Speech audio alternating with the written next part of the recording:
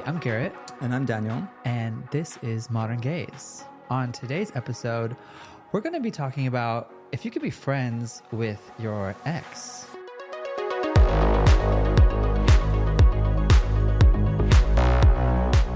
My best friend back in the day, Rhiannon and I, when Shout Out to My Ex came out from Little Mix, it was one of my jams because I was going through a breakup at the time. And there's a line in there like, forget that boy, I'm over it. And we'd always sing, forget that boy in the white singlet. Because this guy that I was dating always wore a white singlet. So she made up this line that was like, forget that boy in the white singlet. Oh my God. So you had your own anthem. Yeah, that was actually my anthem. And I remember like singing, sitting in my Mazda, driving through Sydney because I was living in Sydney at the time with the windows down. And I was like flipping my hair. And I was like, forget that boy in the white singlet.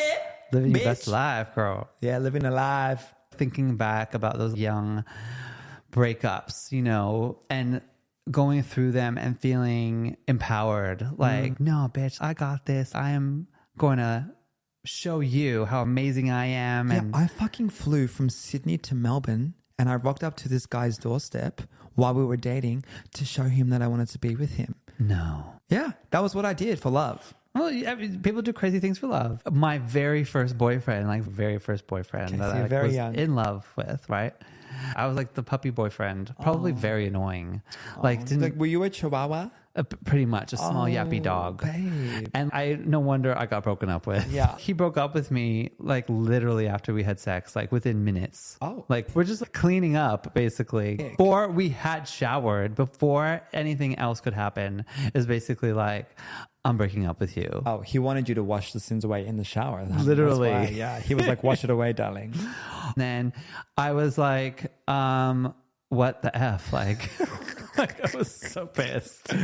And he was like, but I really want to be friends.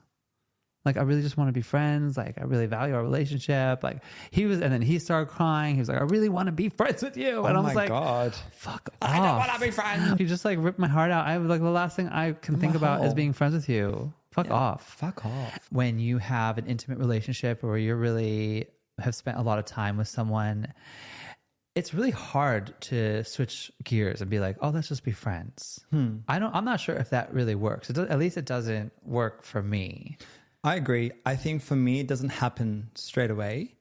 In the past, whenever someone has dumped me and then they're like, oh, but I think we should stay friends. I'm like, bitch, I don't need our friendship. I've got my friendship group already. You know what I mean? I don't need more friends. I don't need more friends. Like, this is not working. Bye.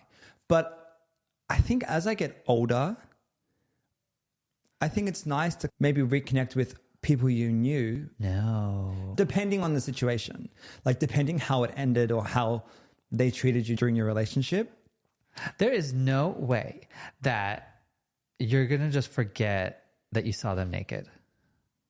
But whoever mentioned anybody naked? Say you dated someone for a while, you probably saw them naked. Of course, absolutely. Well, you'd hope so. It's a little bit interesting where you're like, okay, we had this really long intimate relationship. I'm not sure that you can just fully forget. Like, oops, I got hit on the head. I forgot that I've seen your penis. The penis is irrelevant because for me, I don't know. I can detach sex and relationships or love to like two different unique situations. Like, to me, if I have sex, it can just be sex. If I have a lover and we make love, then that can be like a deep experience. But I can have two different experiences where one is a little bit deeper of a connection and then one can just be a bit surface or superficial. Yeah, I guess so. The idea of friends with benefits, does that blur the line a bit, or is that easier? Because it's like, okay, we're just friends. I think friends with benefits blurs it a lot more because you're in a limbo state of what are we? So I think you'd be better off to either date somebody first, it ends cold turkey, and then maybe a year later you became friends, not right away. But if you're friends at the start and then there's like some flirtatious sexual vibes happening or you're picking up on, then it's confusing. Right. And it's also maybe a bit misleading. I mean, talking about ghosting, we just had an episode about ghosting. I guess after I have separated from someone or I've broken up with someone or someone has broken up with me, ghosted. I ghost them. It's because you're a Scorpio. Maybe it's because I'm savage, but I'm all in. Like, I give everything. I'm extremely loyal. I'm extremely patient. Yes. And I give lots of chances. And if things come to a point of a close, it's probably because I've already given you the chances. I've already given you plenty of notice. And you're vacating. And now I'm like, I'm gone. Bye. Yeah. See you never. Yeah. And I feel like obviously that's really hard for me to be friends with someone because I've just fucking appeared. Of course. But then what about the difference for you personally between like someone you may have been in an intimate long-term relationship with for like, let's say 2 to 5 years, Yeah. versus someone that maybe you were dating for a month? Like what is the difference for you personally there? With early dating, I guess I always was the one that kept the conversation flowing. Like if there was an awkward vibe and we needed to fill this hour of time that we're going to hang out with each other, I would just keep talking. If it was painful to keep that conversation going, then we're not going to be friends anyway. So like that's the end of that. But then if it was no sexual connection, no spark, I'm also not the type to let it take time to develop. Like it needs to be there from the beginning for me. Of course. So in that circumstance, I would be like, oh yeah, we can be friends. One of my friends, like when I was like 21, 22, 23, we were really close and we would hang out. We'd go out to all the West Hollywood clubs every weekend, if not every night, and ended up having kind of like a flirty evening. Yep. And we kind of got a little bit naked and then... What do you mean a little bit naked? You took like one shoulder off? Like some clothes started coming off. Like, okay. But it wasn't like full on sex. Okay. You know? Throughout that whole time, it was kind of sexy, kind of not. Uh-huh. And then after it, we like both looked at each other and we were like, let's be friends. Okay. And it was mutual and it was instant. Wait, midway? Not midway, after. To get into the detail, nothing literally happened. Like nothing climaxed. There was no end. It just kind of was like, oh, we're doing this, I guess. And then we're like, awkward bumping elbows. Like, oh, this is not good. So it wasn't bad. And it was still sexy, but it was still not right. Not right. So it's not right, but it's okay. It's not right, but it's okay. Okay. So we ended up becoming good friends and stayed friends for a very long time. And then there was never one more opportunity, one more moment, one more flirtatious second.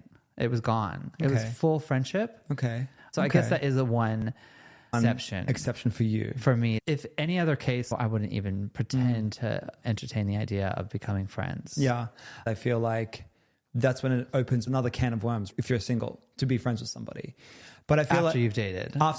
And that's, I guess, how you get into potentially some bad patterns where you're like constantly... Toxic patterns. Yeah, you're constantly ending up where you were last time and not really moving forward. Right.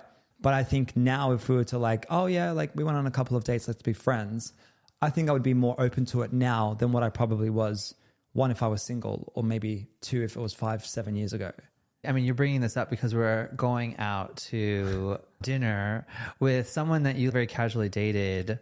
Correct. Many, many, many years ago. Yes. And his boyfriend, he's been with for a while. And for context, we're catching up with them because we keep bumping into them. We keep seeing each other in passing.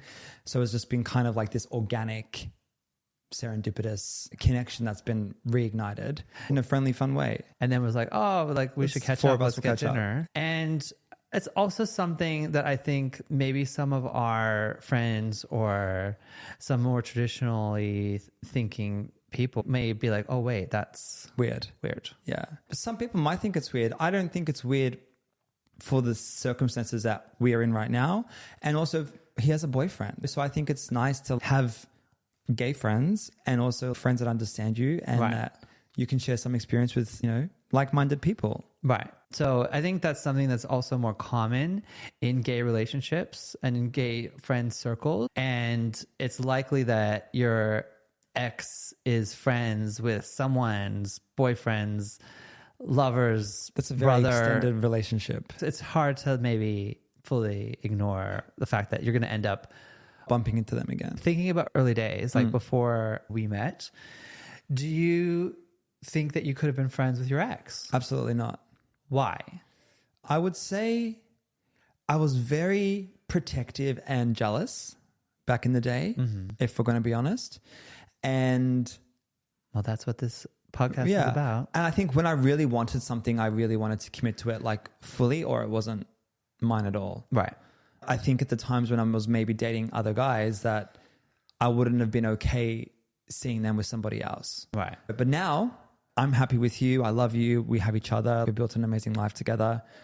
I really couldn't give a fuck who I saw on the street or who we became friends with in a non-jealous way now. So maybe there's like a little bit of like confidence and ownership of like who you are and what you want. Yeah. When you were saying that, 23-year-old Garrett and 23-year-old Daniel, your idea of relationships and your idea of what it takes to form meaningful connection with people has changed so dramatically, at least 100%. In my mind, to where we are today. Yeah.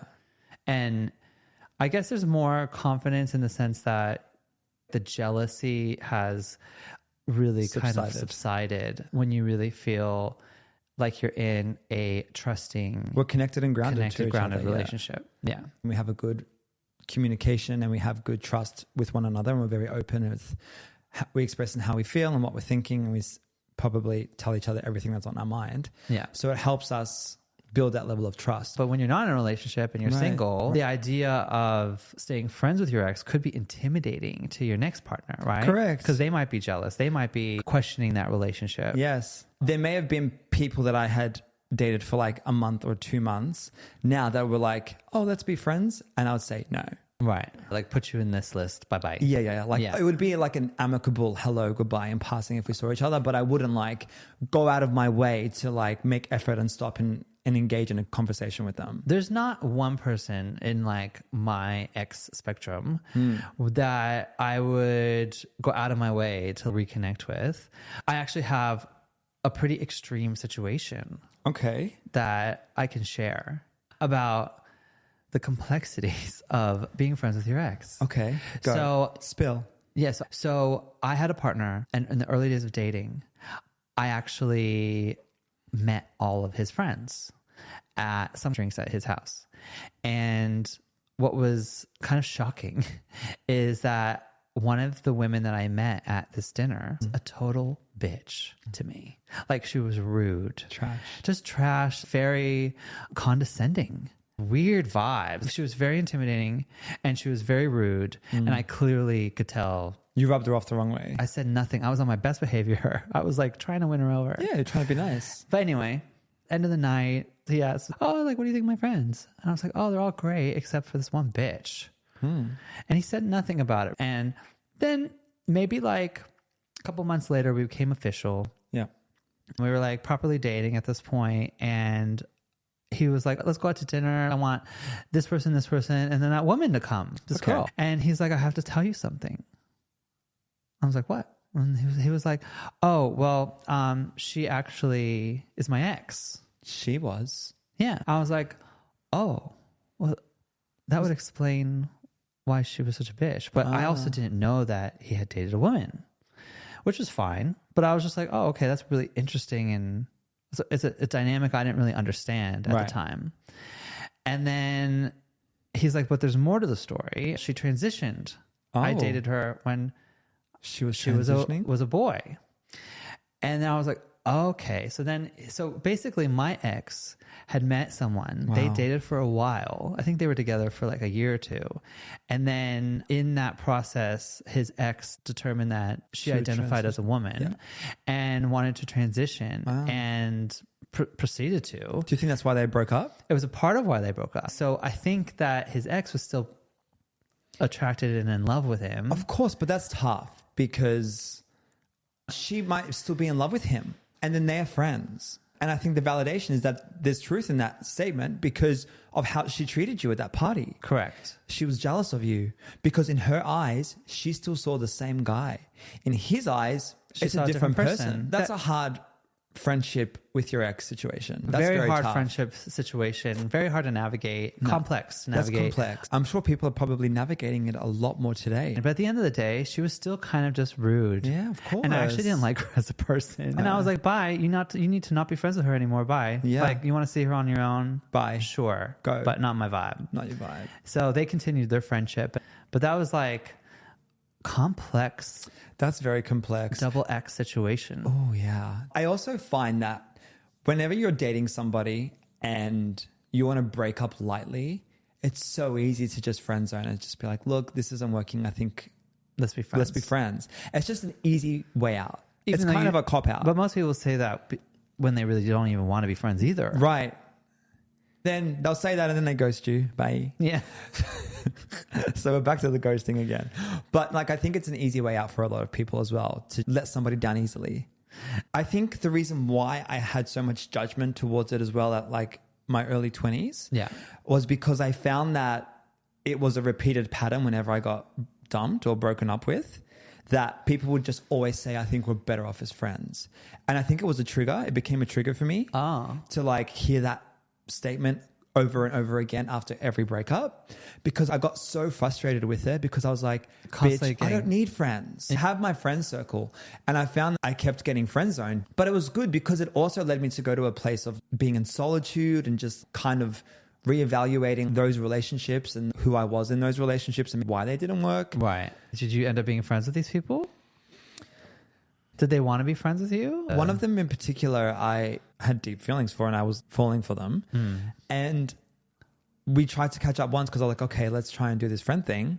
And I was just like, nah, I can't do this. And then it's like, I need time to heal. Like, what the fuck is this? Like, why am I giving you time for me to heal when you hurt me and for me to come back to you and be friends? Fuck off. Yeah, fair. Like, what the heck? No, that's like mind games. It's hard. It doesn't work like that. It doesn't work. Why would I heal myself from feeling some type of way about somebody? Yeah. And then coming back and be like, okay, I'm ready to be your friend now. No, bitch. No, girl. It doesn't work like that. Exiting a relationship, I think, are quite analytical. Everyone is retrospectively looking back at what went wrong. Sometimes you find out the answer of why you don't want to be friends as well. For sure. You know? Yeah. And a lot of times it comes down to time, how much effort people make, what kind of behavior and how much attention they give you. How much care they show. And a lot of those things are universal, whether it's romantic or non-romantic. Yeah. And so I think that why you don't end up being friends with so many of your exes is because they've disappointed you in a way. Yeah. It's not, we don't match, or, oh, you're not my vibe. It's more like, no, there's a fundamental problem on why we're not working and we're not communicating. Right. And it doesn't matter if we're in a physical romantic relationship or not. It's just not happening. Yeah. So then friends don't work. But what about some examples of like when friends do work? Like, where do you think you or someone else could be actually friends with someone? What's a good scenario? Okay, I think there would be a couple. I'd say one would be you guys are vibing together and like you're having a good time, but there is no physical connection or spark. So you're on a first date. Maybe you give it a couple of times to see if the attraction starts to come, but it doesn't. But you're still like, this person's a good guy. Let's be friends. That makes sense. You're just kind of defining your relationship. Yeah. And maybe that isn't meant to be forced into a full-fledged For sure. And I think romantic. that's actually a really good point. Why is it that the expectation is that we will date them or that we will marry them or they will become our future husband? I think we put so much expectation on the relationship and on the long term. First dates, early vibes. Yep. You know, No physical call connection. it early and be like, let's be friends. Second, in a gay relationship, I would say if you got two tops or two bottoms, Sometimes the not a alignment match. is off. Yeah. Yeah. And that's okay. Yeah, that's fair. Not that people are defined by it. I say that because there are some people that are like very much one way or the other. Right. I want dick or I want to get dick. Well, Is you that know, the same thing? well, Everyone wants dick. guess in your mind. But intimacy isn't so like expected or so obvious, and there's other ways to build intimacy and connection with others, and sometimes those things just aren't in alignment. Yeah. And it doesn't match. Yeah. What other factors do you think there would be? I think that if you were friends and you got drunk one night and then you woke up the next night regretful, like, no, let's not do that again, you can probably go back to friends quite quickly. Yeah. It depends on exactly what happened. Have you ever had that? No, but I could see how you could be quite close to someone and lonely and horny. Yes.